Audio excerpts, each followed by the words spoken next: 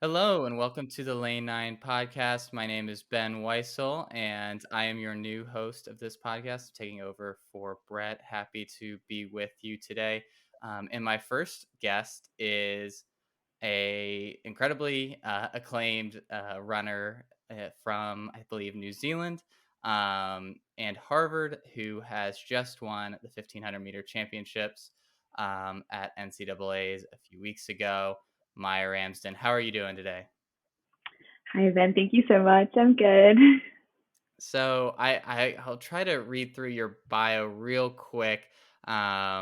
You obviously have that your first NCAA championship title this past outdoor season in the 1500-meter, but I believe you're a multi-time Ivy League champion on the track. You won the cross country title in the Ivy League this past year. You were an All American in cross country this last year. You're a two-time All American in indoor.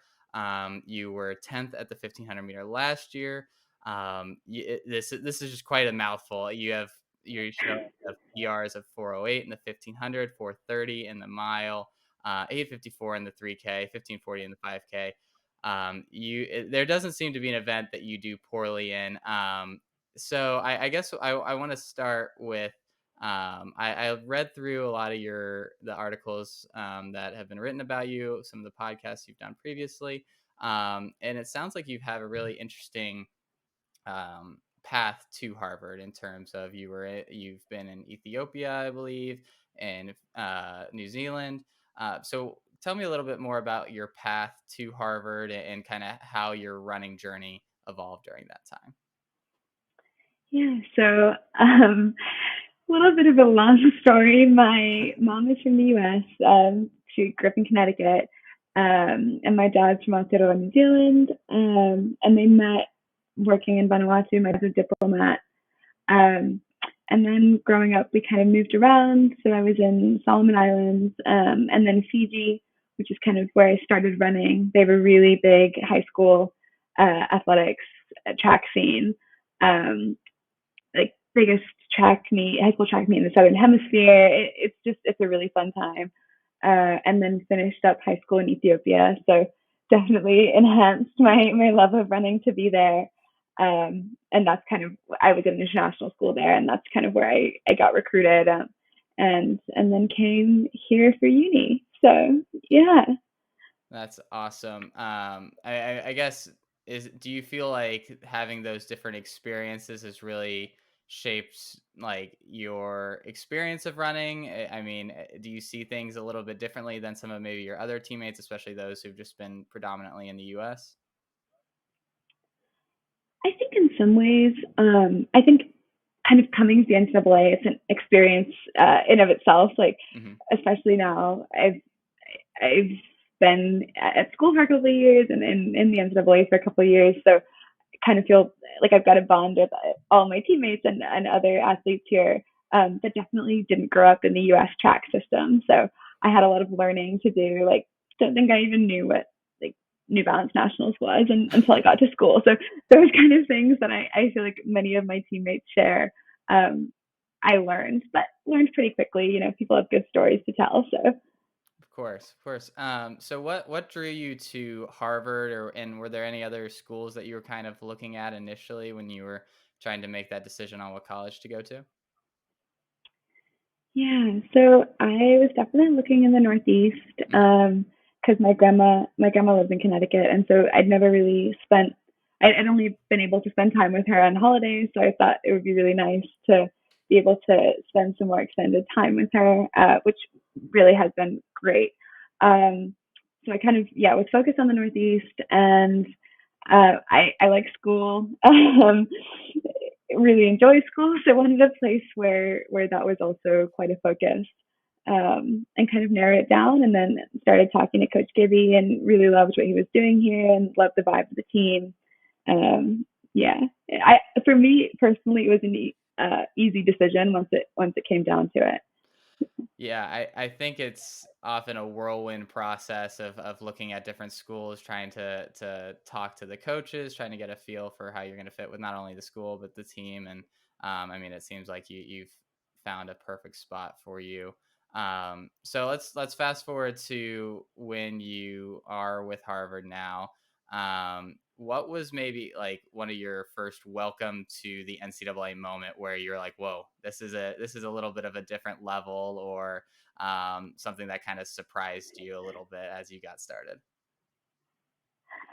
Without a doubt, Nuttycombe cross country last year. So, well, like last school year. Yeah. So, what was that? 2021. Hmm. Um, that was, it's crazy. It's insane. And before that, we'd kind of done some cross country meets. Like we did one at Princeton, and then there's the Beantown race in Right. Boston. Um, and I didn't do a lot of cross country in high school, so the whole thing was kind of new. But at least Princeton was a easy course, and there was only a couple teams at that invite, and then at Beantown it was a course that we train on, so that also felt a little bit. It was okay. It was manageable, and then we got to Wisconsin, and it was like, this is actual insanity. There are so many girls on the start line. I have no idea where I am in the pack. Yeah, that was the welcome to NCAA for sure. Yeah, I think I can relate to that feeling a little bit. I was predominantly more a middle distance runner during my career, and showing up for some of my like first big cross country races was quite overwhelming. And just the amount of people that are there, how fast everybody's getting out, and I mean, especially at Nuttycombe, I know that start is so crucial to be able to get out well and kind of put yourself in good position. So yeah, that I can only imagine how that felt. So when like what maybe so let's go to the positive side.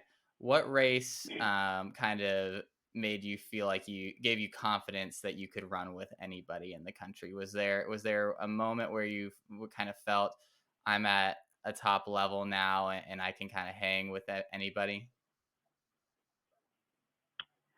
Um, I mean, honestly, when you asked that question, my first thought was last weekend. Yeah. I think, I think, I think that's a constant journey. I think it was an issue for me last year's outdoors. I definitely got into the final and Hmm.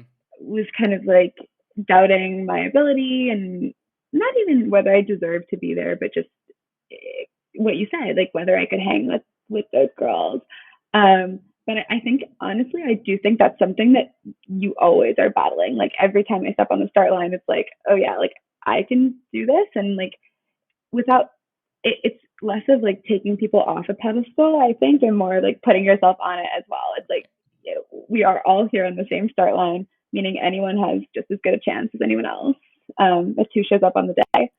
Uh, yeah. So I think that's something I'm still working on, still learning. Yeah, no, and I think that's a great answer. I feel like it's confidence is something that's so can come and go so easily, and especially when you've maybe had a race or two that obviously isn't your best, it can be hard to feel that confidence even after you have competed with some of the best in the country.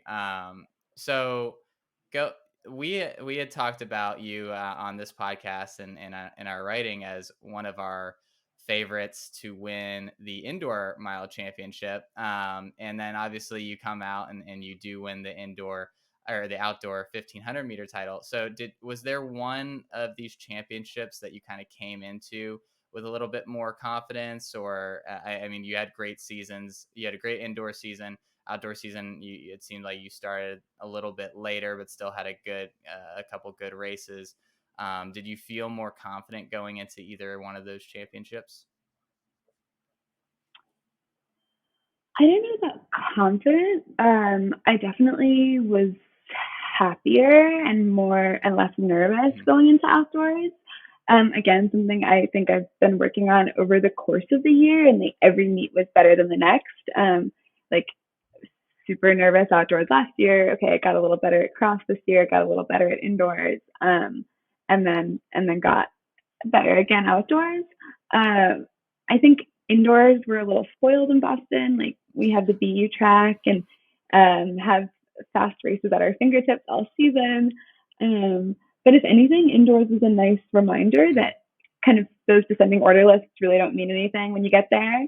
Um, And it's not that I had necessarily expectations going into indoors that I didn't have outdoors, but I do think I really kind of focused on what I loved about the sport and like why I was racing, and it wasn't just like just for the outcome outdoors. And ultimately, I think that was super helpful in the outcome.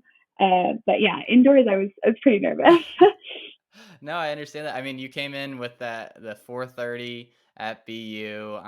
You won the 1,000 and the mile at Heps, and I mean, and you just looked like one of the top runners coming in. So I can understand that a little bit more pressure that you put on yourself, and how kind of being a little bit more relaxed going into outdoor, obviously.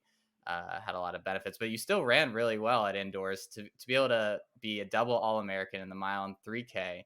How was that double, like doing that double, coming back just a few hours after your mile to run, or even less than that, to run the 3K and still finish eighth? How was that double at indoors, and then obviously you doubled again during the outdoor season as well? Yeah, I would say the double went a lot better indoors than it did outdoors for a variety of reasons.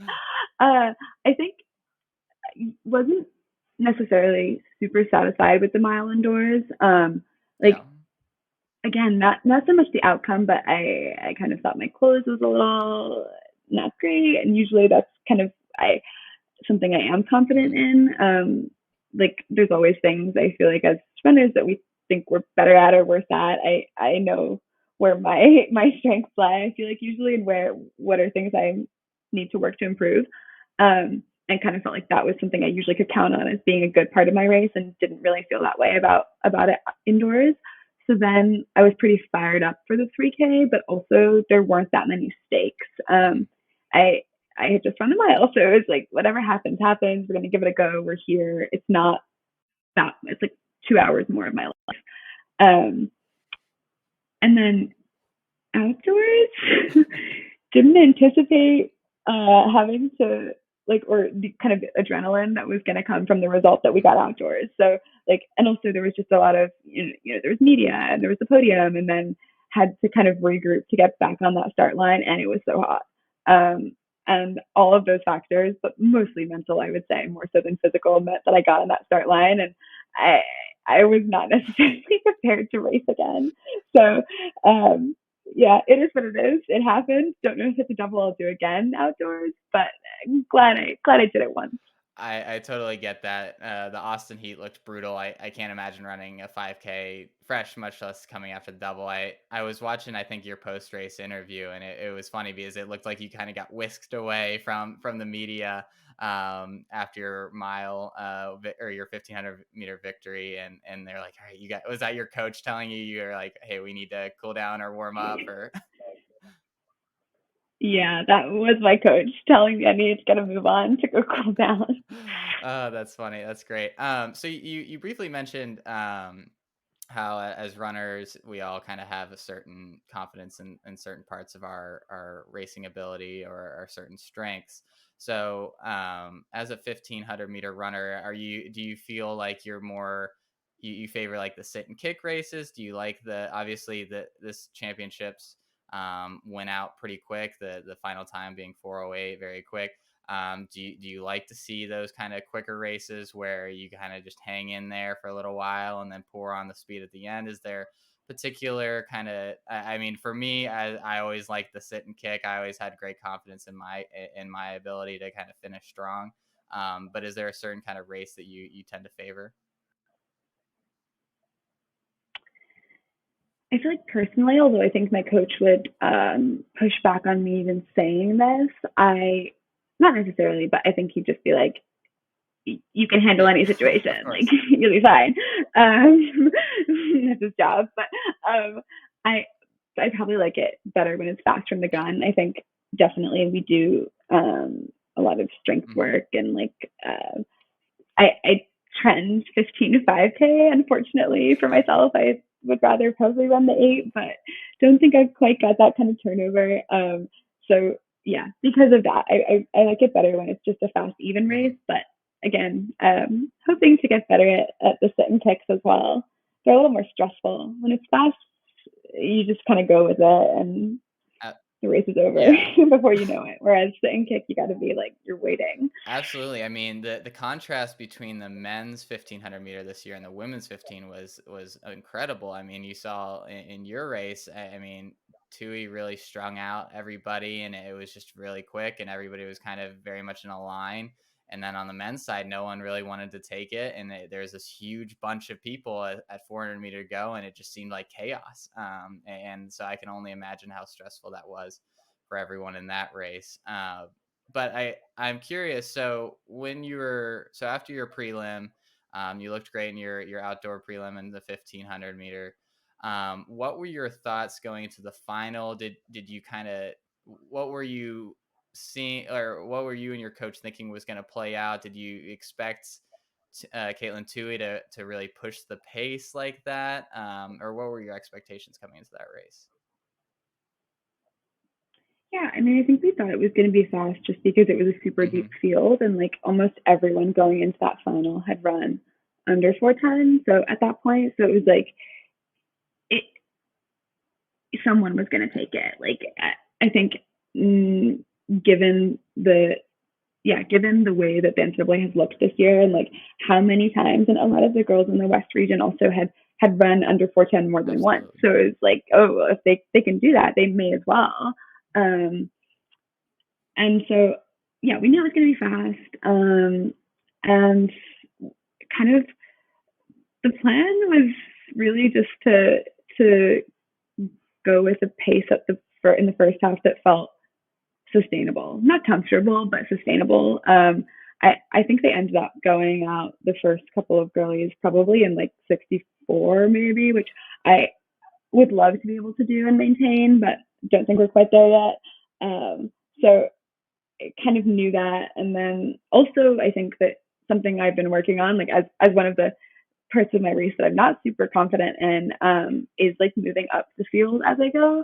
Um, yeah, so kind of tried to use that race also as an opportunity to practice that. That was definitely part of the conversation going in, like that you don't need to be where you want to be at 400, but at 400 to go, like when that bell rings, like that's when you need to be there. So kind of taking confidence in the fact that it takes a couple laps to get there, that's Mhm. okay. Yeah. So I think that was kind of what we talked about going in. Yeah, and it's funny you kind of bring that up, because I was rewatching the race, and you and the rest of the pack had definitely made up ground on the front few girls, um, by the last lap, but at about 300, you were still probably a few meters back. And but then in that 100 meters, you made a huge, strong move to kind of get to the front. Was that kind of just instinct, or like what were you thinking or feeling at like 300 when you kind of really shrunk that gap, and then were able to kind of inch ahead after 200 and really never look back? I think once you get to that point, it stops, for me at least. Like it's no longer about kind of the competitors, and it's just like we've done that so many times in practice. Like how many times have we run a 300 or a 200 that is supposed to emulate the end of the race? Eh, like I can tell you where the gear changes are supposed to happen, and on a perfect day, then you feel like you can make those changes at those key moments. So I think when I got to 300, I was just like, okay, like this feels how it's supposed to. We've done this before. I could be back on my home track now, like making those moves. And yeah, like then it becomes less of who's on my shoulder, who's in front of me, and it's just like, okay, I see the 200-meter mark. Now it's time to go. um, that was kind of where I was at that point. And then luckily for me, it worked out this time. Absolutely, yeah. I mean, it absolutely did. That it was a strong move, and I feel like one of the things that we always talk about on this podcast too, and on the site in general, is if you're going to make a move, make it a strong one, and really push past, and that's exactly what you did, and no one was able to catch you. So let's shift gears a little bit. So you briefly mentioned this, about kind of skewing more 15 to 5K. You had some great success on the grass this past year, and we'll go into that a little bit more in a sec. But do you feel like with that strength that you've developed in cross, and then obviously you've had some good runs in the 5K. Do you think we'll be seeing you a little bit more in the 5K in the future, or some longer distances, or do you think you'll be sticking with the 1500 more? We'll have to see what the schedule brings, I think. I definitely still love the 15 the most. I think it's the most fun. It's not like painful enough where it's really miserable. Whereas if a 5K doesn't go your way, that's a long 16 minutes. Whereas a 15, like, okay, maximum like 4.5 minutes of pain. I can deal with that. Um, and there's a little more space, I feel like, to do exciting things, whereas the 5K is a bit more of a grind. You're just kind of staying in it. That's how I feel about it. Maybe if I get better at the 5K, I would feel like there's more space to make exciting moves. um, so yeah, for now, definitely still sticking to my miler roots, but we'll see if that changes over the next couple of years. I couldn't agree more. You're preaching to the choir. I would prefer the shorter distances. Like you said, there's less time for something to go wrong, and it just feels a little bit more exciting. I had heard you talk in maybe another interview about dreading cross country previously. Is it? It seems as though that has changed this year. I guess what changed, and is there? Do you still prefer track, or is cross country becoming a little bit more fond in your mind? Definitely still prefer track. I think that is not a hard question, but I am looking forward to cross country, which yeah, could not have said that last year.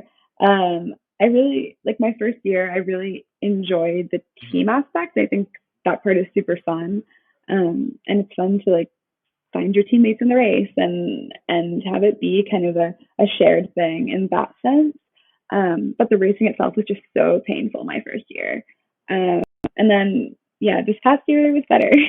Had another year of running under my belt, a little bit fitter, had a really good summer of training. And I think the first year I was just surviving every race, like make it to the finish line.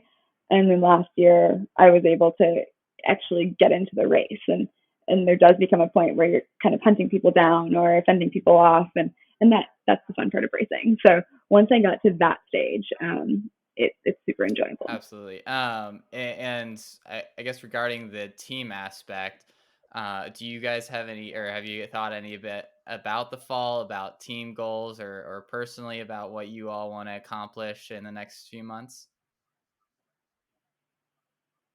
Yeah, we want to go back to nationals. That is the team goal. I think last year was hard for us as a team.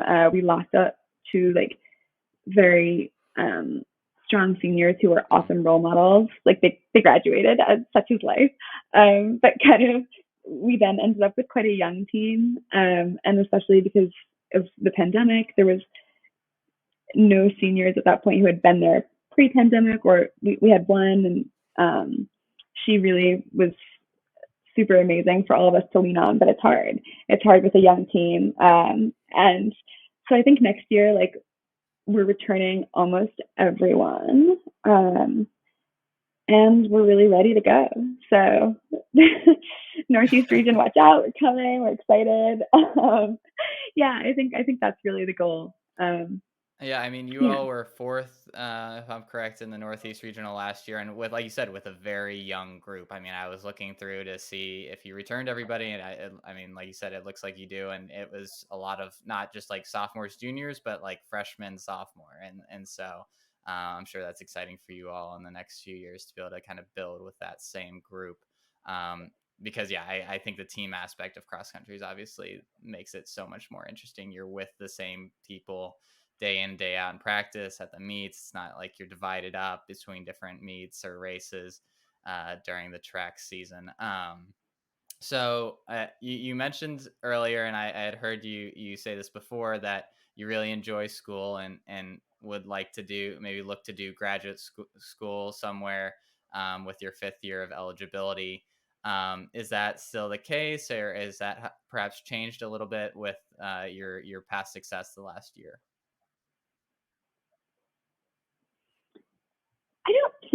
changed. Mhm. As of right now, it hasn't. I haven't done anything about it yet, but it's on the list of to dos. I I think the NCAA is so fun, and it's kind of like putting off real life, whatever that looks like, running or otherwise. And so if I can stay in it for one more year and I'm still having a good time, then I may as well.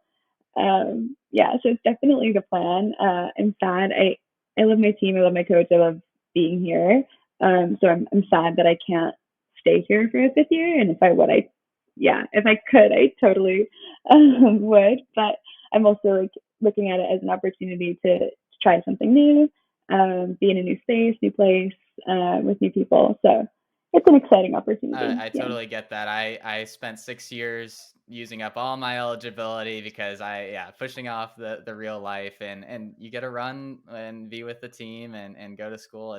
I loved it. So I completely understand you there. Well, let's wrap up with so I know you're going with the Harvard team over to England to do the I think racing at maybe your University of Birmingham and then Oxford, Cambridge. You guys, I think raced them earlier in Boston, the Harvard Yale Oxford Cambridge meet. I think you won the 15 and the 5K there. Um, so maybe tell me a little bit about the trip and what you guys are going to be doing over there. Yeah, so it's really cool. It's a historic trip, I think, and I could be getting this date wrong, but it started in like Oh wow. 1894. So we've had a kind of exchange with Oxford and Cambridge since then. And prior to the pandemic, it would alternate like them coming to us and us going um, across the pond. But like catching up with COVID era stuff.